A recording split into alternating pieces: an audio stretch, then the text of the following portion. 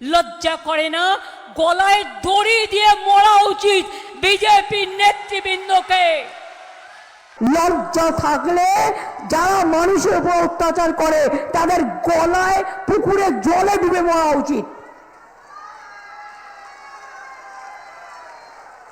লজ্জা করে না? গলায় দড়ি দিয়ে মরা উচিত বিজেপির নেতৃবৃন্দকে। লজ্জা থাকলে যারা মানুষের উপর অত্যাচার করে তাদের গলায় পুকুরে জলে ডুবে মরা উচিত। লজ্জা করে না? গলায় দড়ি দিয়ে মরা উচিত বিজেপির নেতৃবৃন্দকে। লজ্জা থাকলে যারা মানুষের উপর অত্যাচার করে তাদের গলায় পুকুরে জলে ডুবে মরা উচিত।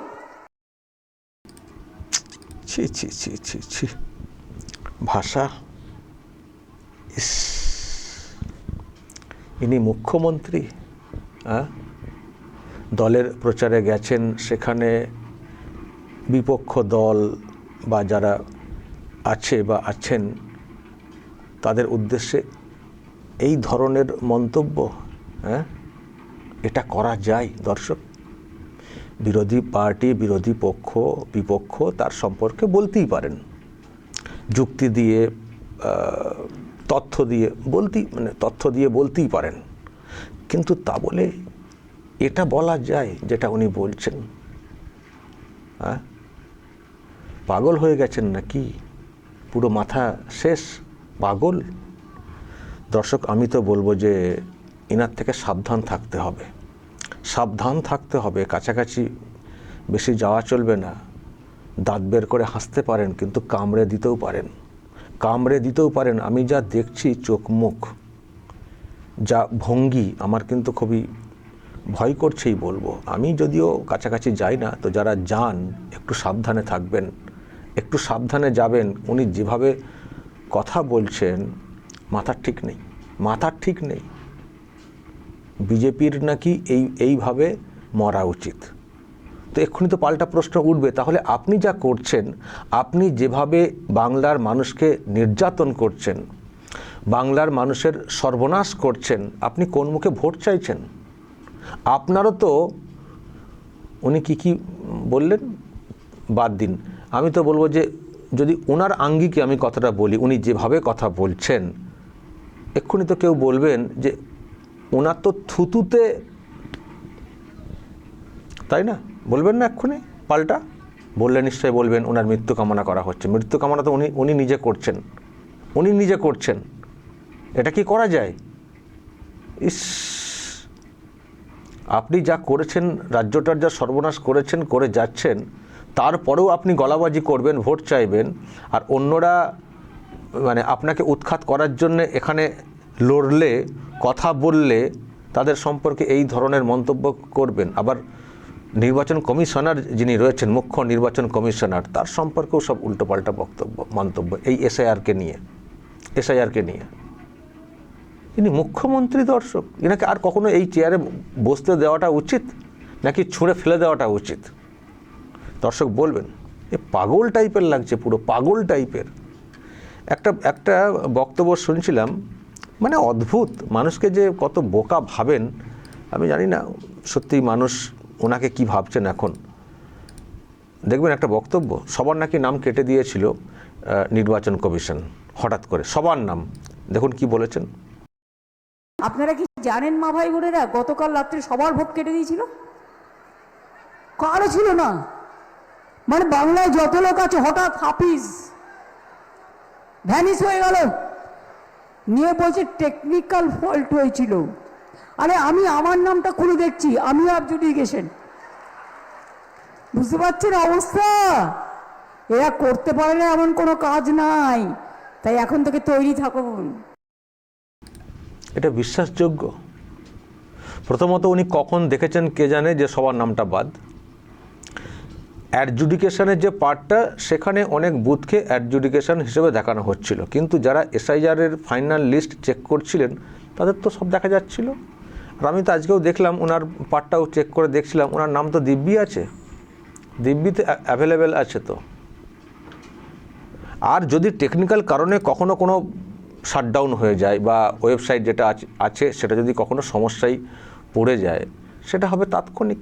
তার মানে সব নাম কেটে বাদ দিয়ে দিল, কমিশন সব নাম কেটে বাদ দিয়ে দিয়েছে, যেটা বলছেন লোকের সামনে। কি শোনাচ্ছেন?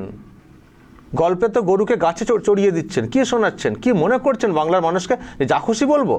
সবার নাম কেটে বাদ দিয়ে দেওয়া হয়েছিল রাতের বেলা, তারপরে আবার সব নাম চলে এসছে, একবার বাদ দিয়ে দিল, আবার নাম সব ঢুকিয়ে দিল। এই পাগল টাগল নাকি? আমি সেজন্যই বলছি দর্শক, যা সব দেখছি হাবভাব, আর উনি যেভাবে সব মন্তব্য করছেন, এতে মানে এটাকে খুব নর্মাল লাগছে না, স্বাভাবিক যে বিষয়টা সেটা লাগছে না। আমার কোথাও মনে হচ্ছে পাগল হয়ে গেছেন। সেই জন্যই বলছি, যা বলছেন, যা সব কর্মকাণ্ড করছেন, একটু সাবধান হয়ে থাকতে হবে। যারা আশপাশে আছেন ভাবছেন নর্মাল, হাসছেন দাঁত বের করে, কিন্তু কখনো কখনো এটাও ভাবতে হবে দাঁতটা আরও যেন সামনে বেরিয়ে এসে যেন আবার কামড়ে দেওয়ার মতো পজিশন না হয়ে যায়। একটু সাবধানে থাকবেন। আমি দলের লোকেদের উদ্দেশ্যে কথাটা বলছি, আর যারা সাংবাদিক আছেন তাদের উদ্দেশ্যেও বলছি, একটু সাবধানে থাকবেন। যে কোনো সময় কামড়ে দিতে পারেন। আমাকে খুব একটা সুস্থ লাগছে না, মুখ্যমন্ত্রী বক্তব্য মানুষকে বোঝানোর যে পাঠ, খুব একটা সুস্থ লাগছে না, পুরো পাগল হয়ে গেছেন কার্যত। আর হওয়ারই কথা, এতদিনের স্বপ্ন বা এতদিনের লড়াই, উনি রেকর্ড তৈরি করবেন, উনি জ্যোতি বসুর রেকর্ডকে ভাঙবেন, উনি বা ওনার দলের লোকেরা বলছেন, বিরাট অনেক দিন ধরে থাকবেন, আর হঠাৎ করে একেবারে হুড়মুড়িয়ে পড়ে যাওয়ার মতো একটা অবস্থা হয়ে গেছে। আবার শুভেন্দু অধিকারী নন্দীগ্রাম থেকে ওনার কেন্দ্রে এসে লড়ছেন, ওখানে ফের হারবেন কিনা সেটা নিয়ে একটা প্রশ্ন তৈরি হয়েছে। আবার গোটা রাজ্যে যেতে হবে, পাগল হয়ে যাওয়ারই কথা। এক দিনে 3টে 4টে 5টা করে নাকি সব সভা হচ্ছে, পিসি ভাইপো সব সভা করে বেড়াচ্ছেন, আর সেই এক ক্যাসেট বাজাচ্ছেন। দুটো ইস্যুতে মেনলি ওনাদের চর্চা, একটা হচ্ছে SIR আর একটা হচ্ছে এখন গ্যাস। আর গ্যাসের দাম যে কিসের জন্য বাড়ছে উনি নিশ্চয়ই খবর রাখেন না তা না তো, কিন্তু সেটা বলছেন না, মানুষকে ভুল বোঝাচ্ছেন গ্যাসের দাম বৃদ্ধি। আরে আশপাশের দেশগুলোয় তাকিয়ে দেখুন না, বাংলাদেশ পাকিস্তানে কি অবস্থা হয়ে গেছে জ্বালানির, কত দাম বেড়ে গেছে। ভারতে তো এখনও আমরা অনেক ভালো আছি। এইরকম একটা সংকট একটা যাচ্ছে যুদ্ধের জন্য কি ভারত দায়ী নাকি? সংকট যাচ্ছে, সেই সংকটের মোকাবিলা করার চেষ্টা করছে কেন্দ্রীয় সরকার। এখনও পর্যন্ত আমাদের দেশের লোককে সেই অর্থে বুঝতেই দেয়নি এই সংকটটাকে। তো সেটার কোনো ক্রেডিট না, উল্টে উনি আবার লোককে খেপাচ্ছেন গ্যাসের দাম বেড়ে যাচ্ছে। কেন বেড়ে যাচ্ছে সেটা বলছেন না তো। বা এইরকম সংকটের মধ্যেও কী করে এখনও সাধারণ মানুষের জন্য পরিষেবা অক্ষত একেবারে ঠিকঠাকই রয়েছে, সেটার ক্রেডিটও দিচ্ছেন না। এতদিন পরে গ্যাস বুক করা যাবে, তার আগে গ্যাস বুক করা যাবে না, এটা বুঝছেন না, বা বুঝছেন না। এটা হতে পারে যে সবাইকে যদি এখন অ্যালাউ করা হয়, সবাই তো সিলিন্ডারের পর সিলিন্ডার ভর্তি করে ঘরে নিয়ে বসে থাকবেন, ফলে বাকি লোকেদের যাদের এক্ষুনি দরকার তারা তো গ্যাস পাবেন না। তো যেহেতু একটা আতঙ্কের পরিবেশ তৈরি হয়েছে, যাতে করে মানুষ সবাই হুমড়ি খেয়ে যত সিলিন্ডার আছে সব ভর্তি করে নেওয়ার সুযোগ পান, তো যাতে না ওরকম ভর্তি করে না নেন, যার জেরে অন্যদিকে একটা সংকট তৈরি যাবে। তো এটা একটা ভালো ম্যানেজমেন্ট তো, সেই জন্যই তো একটা নির্দিষ্ট সময় পরে বুক করার কথা বলা হচ্ছে। কিন্তু এরকম কিছু হয়েছে যে গ্যাস নেই বাড়িতে, রান্না বন্ধ হয়েছে কি? তো এই ম্যানেজমেন্টটা যখন কেন্দ্রীয় সরকার করছে এরকম সংকটজনক মুহূর্তে, তার কোনো ক্রেডিট নেই। উনি আবার লোক খেপাচ্ছেন, কেন গ্যাস সিলিন্ডার পাওয়া যাবে না, কেন তাহলে কি আগের মতোই যেতে হবে কিনা। এই যে ভুলভাল বোঝানো, আসলে যারা দেশকে ভালোবাসেন না তারা এই ধরনের কথা বলেন, যারা দেশকে ভালোবাসেন না তারা এই ধরনের কথা বলেন। যারা দেশকে ভালোবাসেন, যারা আন্তর্জাতিক সব কিছু বোঝেন, বুঝতে পারেন, তারা দেখবেন এই সব কথা বলবেন না। বরং তারা এটা বলতে পারেন যে পাকিস্তানে, বাংলাদেশে এইসব অবস্থা, এত সংকট তৈরি হয়ে গেছে, আমাদের দেশে তো এখনও সেরকম কিছু দেখছি না, এত ভালো সিস্টেম। তারা কিন্তু এটা বুঝবেন। কিন্তু উনি তো দেশের ব্যাপারে ভাবেন না, শুধু নিজের ক্ষমতা। আর ক্ষমতা বলতে ওনার ওই এটুকুই, পশ্চিমবঙ্গ, তার বাইরে কোনো জায়গা নেই। 21-এর ভোটের পরে এমন স্বপ্ন দেখলেন গোটা দেশ মনে হয় দখল করে নেবেন। বেশ কয়েকটা রাজ্যে গেলেন, কোটি কোটি খরচা করলেন, লাড্ডু নিয়ে চলে এলেন, শূন্য রসগোল্লা নিয়ে চলে এলেন। আবার এখনও বলছেন এখানটা জিতে দিন, এরপর দিল্লি দখল করব।